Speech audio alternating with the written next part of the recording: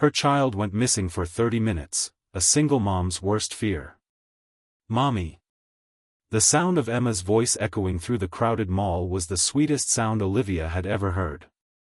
30 minutes earlier, her world had shattered when she turned around to find her 6-year-old daughter gone.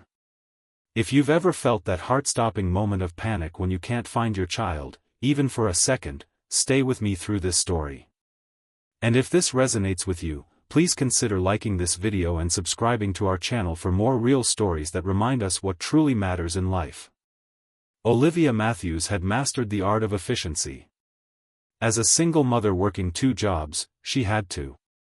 Her morning routine with Emma was a carefully choreographed dance of breakfast preparation, backpack checking, and hair brushing, all while making sure her own work clothes weren't inside out and that she had at least swallowed a few sips of coffee. Today was Saturday, though, their special day. No work, no school, just mother-daughter time at the mall, followed by ice cream and maybe a movie if they could find something appropriate. The Westfield Mall was particularly crowded that day. A local celebrity was doing a book signing on the 2nd floor, and it seemed like half the town had shown up. Olivia held Emma's small hand firmly as they navigated through the throngs of shoppers. Emma needed new shoes, her current pair was practically talking at the seams, and Olivia had promised they could look at the toy store afterward if Emma behaved. "Can I get the light-up ones, Mommy?" Emma asked, her eyes wide with hope as they entered the children's shoe store. "We'll see what they have that's on sale, sweetie," Olivia replied, already mentally calculating how much she could stretch her budget this month. The store was busy but manageable. Olivia found a sales associate who measured Emma's feet and brought out several options. Emma tried on 3 pairs before settling on a purple pair with silver stars that lit up when she walked. They were more expensive than Olivia had planned, but the joy on Emma's face was worth the extra hours she'd pick up next week. "Stay right by me while I pay, okay?" Olivia instructed as they approached the register. Emma nodded, distracted by her new shoes that she refused to take off. The line was long, and the cashier seemed to be having trouble with the previous customer's return. Olivia checked her watch, wondering if they'd still have time for ice cream before the movie. She glanced down to make sure Emma was still beside her, smiling at her daughter's excitement as she stomped her feet to make the shoes light up. When it was finally their turn, Olivia placed the shoebox on the counter and reached for her wallet. The transaction took only a minute or 2, but when Olivia turned to show Emma the receipt, a little game they played where Emma would pretend to read it, her daughter wasn't there. "Emma?" Olivia called, looking around. The store wasn't that large, and she could see most of it from where she stood. No sign of a small girl with dark pigtails and new purple shoes. "Emma," she called again, louder this time. The first wave of panic hit like a physical blow. Olivia's heart began to race, her palms instantly slick with sweat. She dropped her shopping bag and spun around, scanning every corner of the store. "My daughter," she said to the cashier, her voice already trembling. She was just here. 6 years old, dark hair in pigtails, wearing a pink t-shirt and new purple shoes that light up.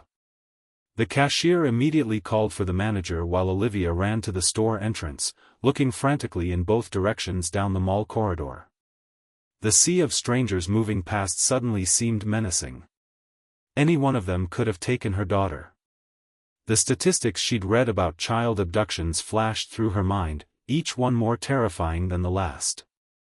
"Emma," she screamed, no longer caring how she looked or sounded. Other shoppers turned to stare, but Olivia barely noticed them. "Has anyone seen a little girl? 6 years old, purple shoes." The store manager appeared at her side. "Ma'am, when did you last see your daughter?" "Just now, 2 minutes ago, she was right beside me at the register," Olivia stammered, her eyes never stopping their desperate search of the crowd. "I'll call mall security," the manager said, pulling out a walkie-talkie. "They'll initiate the Code Adam protocol immediately." Olivia had heard of Code Adam, named after Adam Walsh, whose abduction from a department store had led to the creation of the National Center for Missing and Exploited Children. The knowledge that such protocols existed because children did go missing and never came back only intensified her terror. Within minutes, security guards appeared. They took Emma's description and a recent photo from Olivia's phone. Announcements began to play over the mall's PA system, describing Emma and asking anyone who had seen her to contact security immediately. Store employees were stationed at all exits, checking for children matching Emma's description. "We'll find her," one security guard assured Olivia, but she could see the concern in his eyes. They both knew that every passing minute decreased the chances of finding Emma safe. Olivia's mind raced through terrible scenarios. Had Emma wandered off, curious about something she'd seen? Or had someone taken her? The thought of her trusting, friendly daughter in the hands of a stranger made Olivia physically ill. She leaned against a wall, trying to breathe through the panic threatening to overwhelm her. "Should we call the police?" she asked the security guard, her voice barely audible. "We already have," he replied. "They're on their way, but most of the time, children are found within the mall within minutes." "Most of the time. But not always." Olivia pulled out her phone with shaking hands and called her mother, who lived an hour away. "Mom," she sobbed when her mother answered.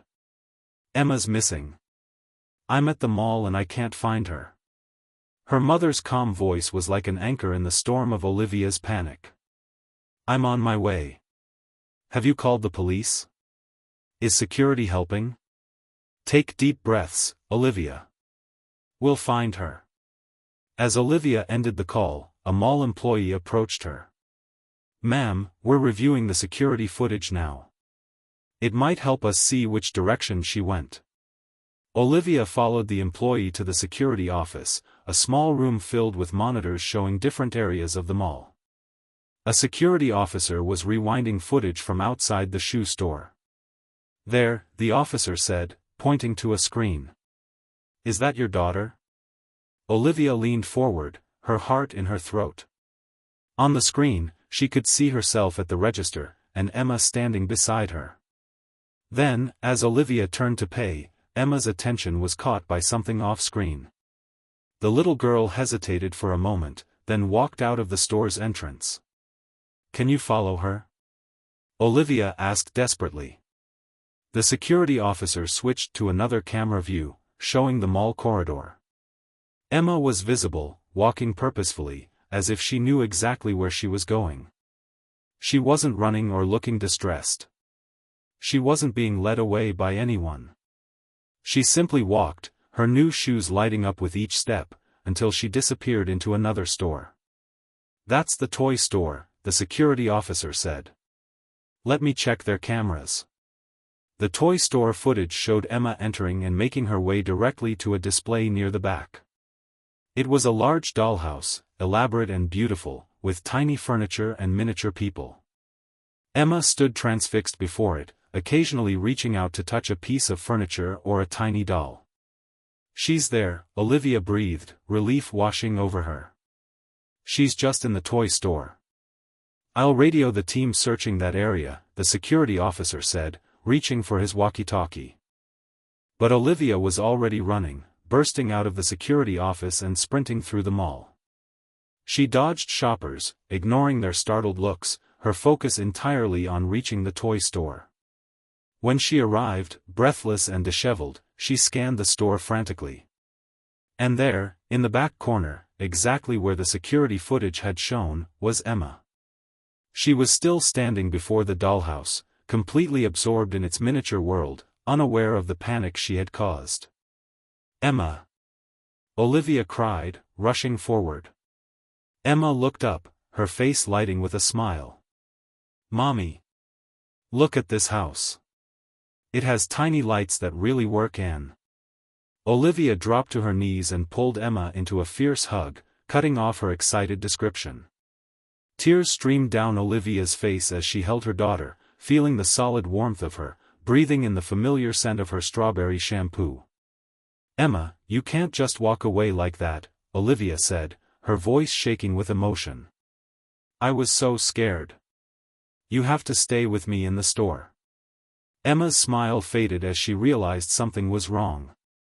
I'm sorry, Mommy. I saw the dollhouse from the window and I wanted to look at it. I thought you saw me leave. Olivia pulled back to look at her daughter's face, wiping away her own tears. I didn't see you, sweetheart. I didn't know where you were. Do you understand how dangerous that was? Emma's lower lip trembled. Am I in trouble? We need to talk about safety rules again, Olivia said, trying to keep her voice steady. But right now, I'm just so happy I found you. A security guard appeared beside them, radio in hand. You found her, he said, relief evident in his voice. I'll let everyone know. As they walked out of the toy store, hand in hand, Olivia could feel the curious stares of other shoppers. The mall announcements had stopped, but people had noticed the commotion. Olivia didn't care. All that mattered was the small hand in hers, the solid presence of her daughter beside her. They met with the mall security team briefly, confirming that Emma was safe and thanking them for their help. The police had arrived as well, and after taking a brief statement, they too expressed their relief at the happy outcome. You'd be surprised how often this happens, one officer told Olivia kindly. Kids get distracted and wander off. The important thing is she's safe. Olivia nodded, but she couldn't shake the feeling of how close she had come to tragedy. Those 30 minutes had been the worst of her life, a glimpse into an abyss she never wanted to face again. As they left the mall, Emma looked up at her mother. Can we still get ice cream? Olivia laughed, a sound of pure relief and joy. Yes, sweetheart. We can get ice cream. That night, after Emma was tucked safely in bed, Olivia sat on her own bed and finally allowed herself to process the day's events. The terror she had felt was still raw, a wound that would take time to heal. She thought about all the parents who had experienced that same fear but hadn't been as lucky as she was. Parents whose children hadn't been found safely looking at dollhouses. She reached for her phone and opened her contacts. She scrolled to her ex-husband's name, Emma's father, and hesitated. They hadn't spoken in months, their relationship strained by the divorce and his move to another state for work. But today's events had shaken Olivia to her core, reminding her how precious and precarious life could be. She typed a message, something happened today with Emma. She's fine now, but it made me realize life's too short for grudges. Call when you can. Then she set her phone aside and went to check on Emma one more time, watching the gentle rise and fall of her daughter's chest as she slept peacefully, unaware of the storm of emotions she had triggered. In the weeks that followed, Olivia made several changes. She and Emma had serious conversations about safety rules, practicing what to do if they got separated. Olivia bought a small GPS tracker that Emma could wear as a bracelet when they went to crowded places. And she reached out to other single parents in her community, forming a support network that could help each other in times of crisis. Her ex-husband had called the day after receiving her text, alarmed by her message. When she explained what had happened, he had been silent for a long moment before saying, "Should be there more for both of you." It wasn't a solution to all their problems, but it was a start. The incident at the mall had changed Olivia in profound ways. She still worked hard, still maintained her efficient routines, but she also made more time for moments of connection with Emma. She was more patient, more present, more aware of how quickly life could change. One Saturday, about a month after the mall incident, Olivia took Emma to a local park. As they sat on a bench eating ice cream, Emma suddenly said, "Mommy, remember when I got lost at the mall?" Olivia's heart clenched at the memory. "Yes, I remember. I was scared when I couldn't find you," Emma admitted. "But then I remembered you said if I ever got lost, I should stay in one place and wait for you to find me. That's why I stayed by the dollhouse." Olivia pulled Emma close, marveling at her daughter's resilience and wisdom. "That was very smart of you, sweetheart." "I knew you'd find me," Emma said simply, returning to her ice cream. And in that moment, sitting in the sunshine with her daughter, Olivia felt a profound sense of gratitude. For the security guards who had helped her, for the protocols that existed to find missing children, for the second chances that life sometimes granted. But most of all, for the little girl beside her, with ice cream on her chin and complete faith that her mother would always find her, no matter what. Those 30 minutes of terror had been a glimpse into a parent's worst nightmare. But they had also been a powerful reminder of what truly mattered in life. Not the perfectly choreographed morning routines or the extra shifts at work, but the precious, irreplaceable moments with the people we love. As the sun began to set, casting long shadows across the park, Olivia took Emma's sticky hand in hers and held it tight, knowing that some lessons, even the most terrifying ones, could also be the most valuable.